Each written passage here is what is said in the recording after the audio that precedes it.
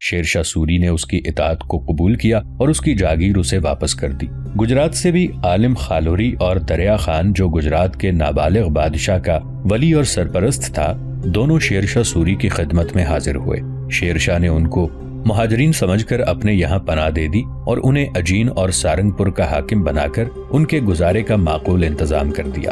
جن دنوں شیر شاہ سوری نے اجین میں قیام کر رکھا تھا، انہی دنوں خواص خان بھی اپنے لشکر کے ساتھ لاہور سے شیر شاہ سوری کے پاس اجین پہنچ گیا۔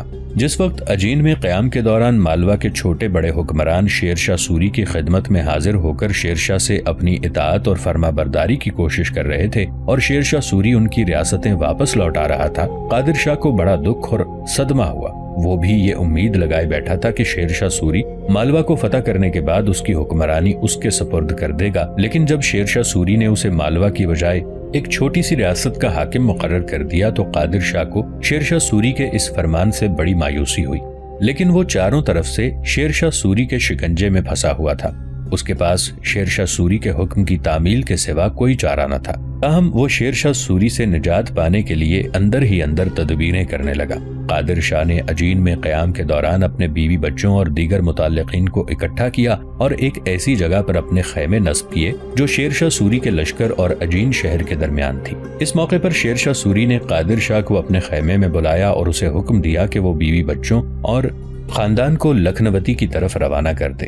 اس روانگی کے کچھ عرصے بعد خود بھی وہ لکھنوتی چلا گیا۔ قادر شاہ کچھ اور سوچ رہا تھا۔ اس معاملے کو ٹالنے کے لیے اس نے کہا، میں آپ کے حکم کے مطابق لکھنوتی تو چلا جاؤں، لیکن میرے پاس باربرداری کے مویشی نہیں ہیں۔ شیر شاہ سوری نے فوراً حکم دیا کہ قادر شاہ کو 100 اونٹ اور 100 خچر دیے جائیں۔ جب باربرداری کے یہ جانور قادر شاہ کو مل گئے تو قادر شاہ نے اپنا سارا سامان ان پر لادا اور اپنے رشتہ داروں اور لواحقین کو بھی کوچ کے لیے تیار کر لیا۔ مگر دوسرے ہی روز شیر شاہ سوری کو خبر ملی کہ قادر شاہ لکھنوتی کی طرف جانے کی بجائے گجرات کی طرف بھاگ گیا ہے اور باغی اور سرکش ہو گیا ہے۔ شیر شاہ سوری نے شجاعت خان کو اس کے تعاقب میں لگایا اور اسے حکم دیا کہ ہر صورت میں قادر شاہ کو پکڑ کر لائے، لیکن شجاعت خان ناکام رہا۔ گجرات کی سرحد اجین سے تقریباً 100 میل سے کچھ زیادہ دور تھی اور قادر خان شجاعت خان سے کئی ساعتیں پیشتر فرار ہو چکا تھا۔ جب شجاعت خان قادر خان کو پکڑنے میں ناکام لوٹا تو شیر شاہ سوری شجاعت خان کی اس سستی اور لاپرواہی پر بڑا برہم ہوا۔ تاہم اب معاملہ ہاتھ سے نکل چکا تھا۔ قادر شاہ فرار ہو کر گجرات جا چکا تھا اور وہ مستقبل میں شیر شاہ سوری کے لیے خطرہ بھی بن سکتا تھا۔ اب صورتحال یہ تھی کہ مالوا میں رائے سین کے راجہ پورن مل کے علاوہ ہر چھوٹے بڑے حاکم نے شیر شاہ سوری کی اطاعت قبول کر لی تھی۔ اب تک رائے سین کا راجہ پورن مل اپنی جگہ مضبوط بیٹھا ہوا تھا۔ اس کی نگاہ میں راجپوتوں کی خودداری اور تحور تھی۔ اسے اپنی فوج کی طاقت اور قلعے کی مضبوطی پر بڑا یقین تھا۔ اس کے علاوہ اس نے ابھی تک شیر شاہ سوری کی جرت مندی، بہادری، شجاعت اور غیظ و غضب کا مشاہدہ نہیں کیا تھا، لہٰذا وہ یہ امید لگائے بیٹھا تھا کہ وہ تنہا شیر شاہ سوری کا مقابلہ کر کے اپنے علاقے کو اس کی شکست و ریغ سے محفوظ رکھ سکتا ہے۔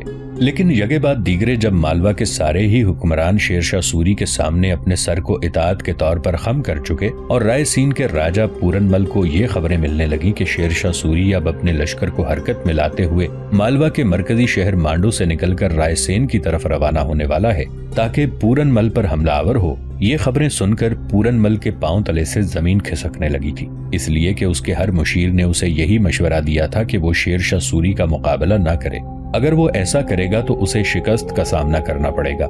بہتر یہی ہے کہ مالوا کی سرزمینوں کے دوسرے بڑے حکمرانوں کی طرح وہ بھی شیر شاہ سوری کی خدمت میں حاضر ہو کر سر اطاعت خم کر دے۔ ان حالات میں رائے سین کے راجہ پورن مل کے پاس اب اس کے سوا کوئی چارہ نہ تھا کہ وہ اپنے مشیروں کے مشورے کے مطابق شیر شاہ سوری کی خدمت میں حاضر ہو اور دوسرے حکمرانوں کی طرح اس کی اطاعت قبول کر لے۔ اس فیصلے کے ساتھ ہی رائے سین کا راجہ پورن مل 6000 گھڑ سواروں کے ساتھ شیر شاہ سوری کی خدمت میں حاضر ہوا۔ شیر شاہ نے اس کا بہترین استقبال کیا اور اسے بیش قیمت خلعتیں دیں۔ اس نے اسے انعامات سے بھی نوازا۔ ضمانت کے طور پر پورن مل نے اپنے بھائی چتر کو یرغمال کے طور پر شیر شاہ سوری کے پاس رکھا۔ شیر شاہ سوری نے اس کا علاقہ واپس کر دیا اور پورن مل نے یہ عہد کیا کہ وہ ہمیشہ شیر شاہ سوری کا فرما بردار اور اطاعت گزار بن کر رہے گا۔ اب شیر شاہ سوری کے سامنے ہندوستان میں جو سب سے بڑی اور مضبوط قوت تھی وہ راجپوتانہ کا راجہ مالدیو تھا۔ راجہ مالدیو کی طاقت اور قوت شیر شاہ سوری سے کئی گنا اور کہیں زیادہ تھی۔ اسی بنا پر شیر شاہ مالوا سے فارغ ہونے کے بعد راجپوتانہ کے راجہ مالدیو پر ہاتھ نہیں ڈالنا چاہتا تھا۔ اس کے لیے وہ اپنی پوری تیاریاں کرنا چاہتا تھا، تاہم راجپوتانہ پر اپنا رعب اور دبدبہ قائم کرنے کے لیے شیر شاہ سوری نے مالوا کے حالات درست کر کے وہاں اپنا ایک لشکر متعین کر کے راجپوتانہ کا رخ کیا۔ ایسا کر کے شیر شاہ سوری راجپوتانہ کے اندر مالدیو کی طاقت اور قوت کا اندازہ لگانا چاہتا تھا۔ مالوا سے نکل کر راجپوتانہ کے قلعے رنتھبور کا شیر شاہ سوری نے رخ کیا۔ رنتھبور کے قلعے پر کبھی چوہان راجپوت کو بڑا ناز ہوا کرتا تھا۔ یہ قلعہ بوندی کی ریاست جے پور ریاست میں ہے۔ چتوڑ کے ساتھ ساتھ اس قلعے پر بھی ہمایوں کے رفیق گجرات کے حاکم بہادر شاہ کا قبضہ ہو گیا تھا، جب سے یہاں ایک گجراتی لشکر متعین تھا۔ اس کا کماندار ایک شخص عثمان خان تھا، جسے ہمایوں نے خانان کا خطاب دے رکھا تھا۔ بہادر شاہ کے انتقال کے بعد رتھمبور کا حاکم عثمان خان مالوا کے حاکم قادر شاہ سے مل گیا۔ یہ قلعہ اپنی حفاظت کے لیے اب بھی اتنا محکم اور پائیدار تھا جتنا کہ پہلے ہوا کرتا تھا، لیکن اس کا حکمران عثمان خان اب بوڑھا ہو چکا تھا اور عالم ضعیفی میں وہ اپنے آپ کو اس قابل نہیں سمجھتا تھا کہ شیر شاہ سوری کا مقابلہ کر سکے۔ لہذا شیر شاہ سوری کا مقابلہ کرنے کی بجائے عثمان خان نے اپنی عافیت اسی میں سمجھی کہ پرامن طور پر وہ رتھمبور کا قلعہ شیر شاہ سوری کے حوالے کر دے۔ چنانچہ ایسا ہی ہوا۔ لڑے بغیر عثمان خان نے یہ قلعہ شیر شاہ سوری کے حوالے کر دیا۔ شیر شاہ سوری نے اس مضبوط اور مستحکم قلعے کو اپنے بیٹے عادل خان کے حوالے کیا اور خود اپنے لشکر کے ساتھ وہ آگرہ کی طرف چلا گیا۔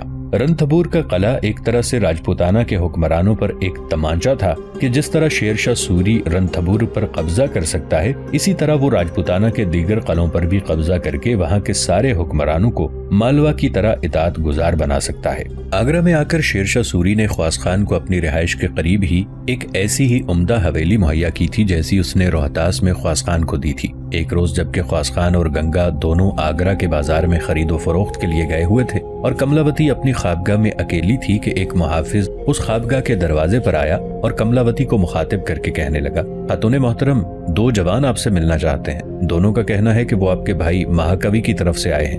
اس پہرے دار کے ان الفاظ پر کملاوتی چونکی اور اس محافظ کو مخاطب کر کے کہنے لگی کہ اگر ایسا ہے تو ان دونوں کو فوراً میرے پاس بھیجو تاکہ میں دیکھوں کہ وہ کس غرض سے یہاں آئے ہیں۔ وہ محافظ کملاوتی کے ان الفاظ کے ساتھ ہی وہاں سے پیچھے ہٹ گیا تھا۔ تھوڑی دیر بعد دو جوان کملاوتی کے کمرے میں داخل ہوئے۔ انہیں دیکھتے ہی کملاوتی اپنی جگہ سے اٹھ کھڑی ہوئی اور ان دونوں کو اپنے سامنے خالی نشستوں پر بیٹھنے کو کہا۔ خود بھی وہ بیٹھ گئی تھی۔ پھر کملاوتی نے انہیں مخاطب کر کے پوچھا کہ تم کون ہو اور کیا پیغام لے کر آئے ہو؟ اس پر ان میں سے ایک نے جواب دیا، دیکھو کملاوتی، میرا نام ملوک چند اور میرے ساتھی کا نام منوہر داس ہے۔ ہمیں آپ کی طرف آپ کے بھائی مہاکوی نے روانہ کیا ہے۔ اس کا کہنا ہے کہ تم جا کر میری بہن کملاوتی سے ملو، اس کے بعد جو کام وہ کہے اس پر عمل کرو۔ کملاوتی نے تھوڑی دیر تک ان دونوں کی طرف دیکھا، پھر پوچھنے لگی، کیا میرے بھائی مہاکوی نے تمہیں اس کام کے متعلق کچھ روشنی نہیں ڈالی جس کے لیے تمہیں بھیجا گیا ہے؟ اس موقع پر ملوک چند کی بجائے منوہر داس بولا کہ دیکھو کملاوتی، آپ کے بھائی مہاکوی نے ہمیں یہ کہا تھا۔ یہاں تک کہتے کہتے وہ یعنی منوہر داس اچانک رک گیا، پھر رازداری میں کہنے لگا، کملاوتی، جو بات میں کہنا چاہتا تھا کیا وہ میں یہاں کہہ سکتا ہوں؟ یہاں کوئی خطرے کی بات تو نہیں ہے؟ کملاوتی نے پہلے دروازے کی طرف دیکھا، پھر بولی، جو کہنا چاہتے ہو سرگوشی میں کہو۔ اس پر منوہر داس سرگوشی کی آواز میں کہہ رہا تھا، کملاوتی، دراصل آپ کے بھائی مہاکوی نے ہمیں اس لیے آپ کی طرف روانہ کیا ہے تاکہ ہم آپ سے ملیں اور آپ کی مدد سے خواص خان کو ٹھکانے لگانے کی کوشش کریں۔ منوہر داس کے اس انکشاف پر کملاوتی کے چہرے پر گہری مسکراہٹ نمودار ہوئی، پھر وہ پرمسرت لہجے میں کہنے لگی، دیکھو منوہر داس، تمہارا کہنا درست ہے، واقعی میرے چچا زاد بھائی نے تمہیں اس لیے بھیجا ہے۔ سنو، فی الحال یہ وقت اس کام کے لیے موزوں اور مناسب نہیں ہے۔ دیکھو میرے بھائیوں، خواص خان کے ساتھ اب میں خواص خان کی بیوی گنگا اور اس کے ایک معتمد خاص نیرمل کو بھی ٹھکانے لگانا چاہتی ہوں۔ حالانکہ نیرمل کو میں نے اعتماد میں لے رکھا ہے، لیکن میں اس کو زندہ نہیں رہنے دوں گی، اس لیے کہ وہ کسی بھی موقع پر میرے راز سے پردہ اٹھا کر میرے لیے خطرے کا باعث بن سکتی ہے۔ سنو میرے دونوں بھائیوں، فی الحال دونوں آگرہ کے کسی سرائے میں قیام کرو گے، اس کے لیے سارے اخراجات میں تمہیں مہیا کروں گی، مجھ سے زیادہ ملنے اور ملاقات کرنے کی بھی کوشش مت کرنا۔ اس پر ملوک چند کہنے لگا کہ ہم تو گزشتہ کئی روز سے آگرہ میں ٹھہرے ہوئے ہیں، اور جب ہمیں خبر ہوئی کہ خواص خان اور گنگا دونوں آگرہ میں آ گئے ہیں تب ہم اس وقت کو مناسب سمجھتے ہوئے آپ سے ملاقات کے لیے چلے آئے۔ کملاوتی خوشی کا اظہار کرتے ہوئے کہنے لگی، تم نے بڑا اچھا کیا اور تم بڑے اچھے وقت پر آئے ہو۔ سنو، فی الحال گنگا، نیرمل اور خواص خان میں سے کسی پر بھی ہاتھ نہیں اٹھایا جا سکتا۔ جو حالات یہاں سامنے آ رہے ہیں ان کے مطابق شیر شاہ سوری عنقریب اپنے لشکر کے ساتھ راجپوتانہ پر حملہ آور ہونے کے لیے یہاں سے کوچ کرے گا۔ اس کے یہاں سے کوچ کرنے کے بعد ہم اپنے اصل کام کی طرف آئیں گے۔ سنو میرے دونوں بھائیوں، جس وقت خواص خان یہاں سے کوچ کرے گا اس کی بیوی کی حیثیت سے میں بھی اس کے ساتھ راجپوتانہ چلی جاؤں گی۔ گنگا خواص خان کے ساتھ نہیں ہوگی، اس لیے کہ گنگا امید سے ہے، اس کے ہاں بیٹے کی پیدائش متوقع ہے، اس لیے خواص خان اسے یہیں آگرہ میں ہی چھوڑ جائے گا اور اس کی دیکھ بھال کے لیے یقیناً نیرمل کو یہاں رکھا جائے گا۔ جب میں اور خواص خان راجپوتانہ کی طرف چلے جائیں گے تو ہماری غیر موجودگی میں تم دونوں حرکت میں آؤ گے، نیرمل اور گنگا دونوں پر حملہ آور ہو کر ان کا خاتمہ کر دو گے، پر یہ کام اس وقت کرنا جب گنگا کے ہاں بیٹے کی پیدائش ہو جائے، اس لیے کہ میں بہرحال ان دنوں خواص خان کی بیوی ہوں اور حق زوجیت ادا کر رہی ہوں۔ اس ناطے سے میں نہیں چاہتی کہ خواص خان کا شجرہ نسب خراب ہو۔ میں چاہتی ہوں کہ خواص خان اور گنگا کی موت کے بعد کم از کم اس کا بیٹا زندہ رہے جو خواص خان کا نام لینے والا ہو۔ سنو، جب میں گنگا کے ہاں بیٹے کی پیدائش پر کملاوتی مزید کچھ کہنا چاہتی تھی کہ ملوک چند بول پڑا اور کہنے لگا، کملاوتی، آپ کس بنا پر اس قدر بزوق سے کہہ رہی ہیں کہ گنگا کے ہاں بیٹا پیدا ہوگا؟ بیٹی بھی تو ہو سکتی ہے۔ اس پر کملاوتی نے قہقہہ لگایا اور کہنے لگی، بیٹا ہو یا بیٹی، میرے کہنے کا مقصد ہے کوئی تو ہو جو باقی رہے خواص خان کا نام لینے والا۔ بہرحال بچے کی پیدائش کے کم از کم 3 ماہ بعد تم گنگا اور نیرمل دونوں کا خاتمہ کر دینا۔ اگر اس 3 ماہ سے پہلے شیر شاہ سوری راجپوتانہ سے لوٹ آئے تو تب تم فوراً حرکت میں آنا اور ان دونوں کا خاتمہ کر دینا۔ بچے کو کچھ مت کہنا۔ میں چونکہ خواص خان کے ساتھ راجپوتانہ میں ہوں گی لہٰذا مجھ پر کوئی شک نہیں کرے گا۔ گنگا اور نیرمل دونوں کا خاتمہ کرنے کے بعد تم دونوں پہلے کی طرح اسی سرائے میں قیام کرو گے جہاں پہ تم نے رہائش رکھی ہوئی ہے۔ اس سلسلے میں تم دونوں کو کچھ شک ہو تو بتا دو۔ منوہر داس کہنے لگا کہ کملاوتی، ہم دونوں کو کوئی شک نہیں، اب سارا معاملہ کھل کے ہمارے سامنے ہے۔ اس پر کملاوتی اپنی جگہ سے اٹھی، لوہے کا ایک صندوق اس نے کھولا، اس سے نقدی کی ایک تھیلی نکالی اور ملوک چند کی گود میں رکھتے ہوئے کہنے لگی کہ یہ تھیلی ہے، اس سے تم کافی عرصے تک اپنے اخراجات پورے کر سکتی ہو۔ اب جاؤ اور آگرہ کی کسی سرائے میں قیام کر لو۔ اس کے ساتھ ہی ملوک چند اور منوہر دونوں خواص خان کی حویلی سے چلے گئے۔ ادھر شیر شاہ سوری کے ہاتھوں ذک اور شکست اٹھانے کے بعد ہمایوں پنجاب سے سندھ میں داخل ہوا اور روہڑی پہنچا۔ روہڑی کا حاکم سندھ کے حکمران شاہ حسین کا ماتحت تھا۔ ہمایوں نے اس سے مدد مانگی کہ وہ روہڑی کا قلعہ اس کے حوالے کر دے۔ شاہ حسین کے اس فوجدار نے ہمایوں پر ترس کھایا اور ہمایوں کے پیغام کے جواب میں اذراہ ہمدردی اور مروت اس فوجدار نے کئی صد کشتیوں پر لدا غلہ لاد کر ہمایوں کے لشکر میں بھیج دیا۔ اس کے بعد ہمایوں نے جب دیکھا کہ قلعہ اسے دینے میں لے تو لال سے کام لے رہا ہے تو اس نے براہ راست اپنے قاصد سندھ کے حاکم شاہ حسین کی طرف بھجوائے اور اسے کہلا بھیجا کہ فی الفور ٹھٹھا سے ہمایوں کی خدمت میں حاضر ہو۔ ہمایوں نے یہ دھمکی بھی دی کہ اگر شاہ حسین نے آنے میں دیر کی تو وہ ٹھٹھا پر حملہ آور ہو جائے گا۔ سندھ کے فرما روا نے دور ہی سے ہمایوں کو اپنا سلام بھیج دیا اور چند روز بعد روہڑی سے ہمایوں کے لشکر میں جانے والی ساری رسد کو راستے ہی میں ضائع کروا دیا۔ نتیجہ یہ ہوا کہ ہمایوں اور سندھ کے حکمران شاہ حسین میں جنگ چھڑ گئی۔ ہمایوں کے پاس نہ تو توپ خانہ تھا نہ کشتیاں، پھر بھی اس نے بذات خود سندھ کے فرما روا شاہ حسین سے ٹکرانے کا عہد کر لیا۔ ہمایوں کا بھائی مرزا ہندال اور چچا مرزا ناصر دریا پار کر کے سندھ کے مغربی کنارے پر موجود ضلع لاڑکانہ کے ایک مقام پاتر پر پڑاؤ کیے ہوئے تھے۔ انہیں حکم دیا کہ وہ اپنے حصے کے لشکر کے ساتھ آگے بڑھیں اور ان پر حملہ آور ہو جائیں، لیکن بدقسمتی کے ہمایوں کا چچا ناصر مرزا اور بھائی مرزا ہندال باہمی جھگڑے اور چپقلش کا شکار ہو گئے اور ہمایوں کا ساتھ چھوڑ کر بھاگنے کی سوچنے لگے۔ ہمایوں کو جب صورتحال کی خبر ہوئی تو وہ بذات خود روہڑی سے پاتر آیا تاکہ مرزا ہندال اور چچا مرزا ناصر کے درمیان صلح کرا دے اور سندھ فتح کر کے اس پر اپنا قبضہ کرے۔ اتفاق ایسا ہوا کہ صورتحال بد سے بدتر ہو گئی۔ مرزا ہندال اور ناصر مرزا کے درمیان غلط فہمیاں اور شکوک بڑھ گئے۔ یہاں مزید بدقسمتی یہ ہوئی کہ پاتر میں قیام کے دوران ہمایوں اپنے بھائی مرزا ہندال کے استاد بابا دوست کی ایک 14 سالہ لڑکی حمیدہ بانو پر فریفتہ ہو گیا۔ اس واقعے سے ان کے تمام گھرانے میں ایک طوفان برپا ہو گیا، لیکن ہمایوں نے بڑے صبر اور حوصلے سے کام لیا اور حمیدہ بانو سے نکاح کر کے وہ اسے اپنے ساتھ روہڑی لے گیا۔ اس کی اس حرکت پر اس کا بھائی مرزا ہندال بڑا خفا اور برگشتہ ہوا، لہٰذا وہ ہمایوں کو چھوڑ کر اپنے حصے کے لشکر کے ساتھ قندھار کی طرف چلا گیا۔ اس موقع پر ہمایوں کا چچا ناصر مرزا بھی ہمایوں کو چھوڑ کر چلا جانا چاہتا تھا، لیکن اس نے بمشکل تمام اسے پھسلایا اور اس شرط پر اس کو اپنے ساتھ روہڑی لایا کہ وہ ہندوستان کی سلطنت کو دوبارہ تسخیر کرنے کے بعد ہمایوں 1/3 حصہ اپنے چچا ناصر مرزا کو دے دے گا۔ ہمایوں کو قوی امید تھی کہ جلد از جلد وہ اس کام میں کامیاب ہو جائے گا۔ ناصر مرزا کے ساتھ یہ معاہدہ کرنے کے بعد خود ہمایوں اپنے لشکر کے ساتھ سیہون چلا گیا، جبکہ بھکر کے محاصرے کی کمان اس نے اپنے چچا ناصر مرزا کو سونپ دی۔ اسی اثنا میں سندھ کا حکمران شاہ حسین حرکت میں آیا۔ اس نے پینترا بدلا اور اس کے چچا ناصر مرزا کو لالچ دیا کہ ناصر مرزا اپنے بھتیجے ہمایوں کا ساتھ چھوڑ دے تو وہ نہ صرف ناصر مرزا کو بادشاہ تسلیم کر لے گا بلکہ اس کے نام کا خطبہ بھی پڑھا جائے گا اور اپنی بیٹی اس کے عقد میں دے دے گا، اور اس طرح شاہ حسین اسے ٹھٹھا کی ریاست اور اس کے لاتعداد مال و اموال کا واحد وارث قرار دے دے گا۔ یہ سن کر ہمایوں کا چچا ناصر مرزا خوشی سے جھوم اٹھا۔ اس نے تمام کشتیوں پر قبضہ کر لیا تاکہ ہمایوں دریا پار نہ کر سکے۔ اتنا ہی نہیں بلکہ وہ ہمایوں کو بھی گرفتار کرنے کی راہ دیکھنے لگا۔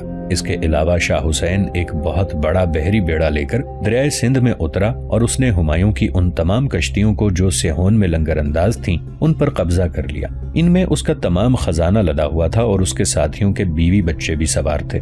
اس طرح شیر شاہ سوری کے پنجے سے جو کچھ بچا تھا وہ اب ہمایوں کے ہاتھ سے نکل گیا تھا۔ اس حادثے کے بعد ہمایوں 2 مقامی زمینداروں کی مدد سے بمشکل تمام خود اور اپنے بچے کچے ساتھیوں کو لے کر روہڑی کی جانب نکل گیا۔ ادھر ہمایوں کا چچا ناصر مرزا سنگ دل کمینہ نکلا کہ اپنے ہونے والے خسر اور سندھ کے حاکم شاہ حسین کو خوش کرنے کی غرض سے وہ ہمایوں پر حملہ کرنے اور اسے قتل کرنے پر بھی آمادہ ہو گیا۔ اس کے اس رویے سے مغل اتنے برافوختہ ہوئے کہ ان میں سے کثیر تعداد نے یہ فیصلہ کیا کہ ہر حالت میں وہ آئندہ بابر کے بدقسمت لڑکے ہمایوں کا ساتھ دیں گے۔ چنانچہ ہمایوں نے اپنے احسان فراموش چچا کے مخدوش پڑوس سے دور رہنا ہی مناسب خیال کیا اور وہاں سے کوچ کر کے بے سروپا شمال کی جانب اچ کی طرف چلا گیا۔ اس دوران راجپوتانہ میں مارواڑ کے راجہ مالدیو نے ہمایوں کی طرف اپنے قاصد بھجوائے اور اس سے التماس کی کہ ہمایوں اپنے بچے کچے لشکر کے ساتھ مارواڑ میں آئے۔ مالدیو نے یہ بھی وعدہ کیا کہ اگر ہمایوں مارواڑ میں داخل ہوا تو اس کے ساتھ مل کر شیر شاہ سوری نے جو علاقے چھینے ہیں وہ حاصل کرنے میں ہمایوں کی مدد کرے گا۔ لیکن ہمایوں ابھی تذبذب کی حالت میں تھا۔ ان تکلیف دہ حالات میں ہمایوں کبھی تنہ تنہا تقدیر کے دھارے پر رہنے کی سوچتا اور کبھی ہجرت کرنے کی بات کرتا۔ اس طرح وہ انسانی جذبوں سے بالکل بے بہرا ہو کر عجیب سی بے بسی کی حالت میں دن بسر کرنے لگا تھا۔ لیکن حمیدہ بانو جو اس کی نئی نویلی دلہن تھی اس نے ہمایوں کو سمجھایا۔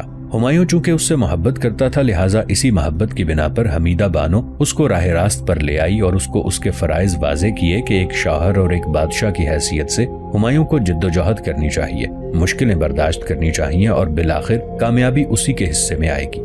اپنی محبت کرنے والی بیوی حمیدہ بانو کے سمجھانے پر ہمایوں سنبھل گیا۔ اس نے اپنے آپ کو کافی حد تک سنبھال لیا۔ اس نے یہ سوچا کہ قندھار پہنچ کر اپنے بھائی مرزا ہندال اور مرزا عسکری سے مصالحت کرے، کیونکہ باوجود ان کی گزشتہ ناہنجاری اور احسان فراموشی کے نہ تو اس کو اپنے بھائیوں کے متعلق کوئی شک و شبہ ہی تھا، نہ ہی اس کے دماغ میں کوئی ان کے خلاف دشمنی اور حسد تھا۔ مگر جلد ہی ہمایوں نے اپنے اس ارادے کو تبدیل کر دیا۔ اس کے بعد اس نے مشرق کی سمت مارواڑ کے راجہ مالدیو کی طرف جانے کا فیصلہ کر لیا۔ روہڑی سے نکل کر صحرا میں سے ہوتا ہوا ہمایوں اپنے ساتھیوں کے ساتھ جیسلمیر کی طرف بڑھا تھا۔ صحرا میں سے گزرتے ہوئے اس کے پاس خوراک کا ذخیرہ بالکل ختم ہو گیا تھا۔ وہ بیچارہ اس بدحالی تک پہنچا کہ وہ خود اور اس کے ساتھی بیر اور بیروں کے گودے کی روٹیاں پکا کر کھانے پر مجبور ہو گئے۔ راجپوتانہ میں ہندو راجاؤں کے اندر راجہ مالدیو سب سے زیادہ طاقتور تھا، لیکن جس وقت بمشکل تمام ہمایوں جیسلمیر پہنچا تو مارواڑ کے راجہ مالدیو نے بے وفائی کی اور ایک لشکر بھیج کر اس نے ہمایوں کا راستہ روک لیا۔ لیکن ہمایوں اس لشکر پر حملہ آور ہوا اور اسے مار بھگایا۔ اس طرح ہمایوں مالدیو کی سرحد پر پہنچ گیا۔ ہمایوں نے مارواڑ کے راجہ مالدیو کے بھیجے ہوئے لشکر کو شکست دی تو مالدیو بڑا فکر مند ہوا۔ اب اس نے پینترا بدلا۔ اس نے یہ خیال کیا کہ شیر شاہ سوری ہندوستان میں بہت بڑی طاقت بن چکا ہے اور ایک وقت ضرور آئے گا کہ شیر شاہ سوری راجپوتانہ میں مالدیو پر ضرب لگائے گا اور اسے اپنے سامنے زیر اور مغلوب کر کے اس کے علاقے کو اپنی سلطنت میں شامل کرنے کی کوشش کرے گا۔ لہٰذا ہمایوں کے حوالے سے مارواڑ کے راجہ مالدیو نے شیر شاہ سوری کی ہمدردیاں اور اس کا اعتماد حاصل کرنے کے متعلق سوچا۔ اس نے ارادہ کر لیا کہ وہ ہمایوں کو گرفتار کر کے شیر شاہ سوری کے حوالے کر دے گا تاکہ وہ شیر شاہ سوری کا اعتماد حاصل کرے اور اس طرح آنے والے دنوں میں شیر شاہ سوری اس پر حملہ آور نہ ہو۔ یہ فیصلہ کرنے کے بعد مارواڑ کے راجہ مالدیو نے ایک لشکر ترتیب دینا شروع کیا تاکہ ہمایوں پر حملہ آور ہو اور اسے گرفتار کر کے شیر شاہ سوری کے حوالے کر دے۔ لیکن ہمایوں کی خوش قسمتی کے راجہ کے ملازموں میں ایک ایسا بھی تھا جو کبھی ہمایوں کے دربار میں کاتب رہ چکا تھا۔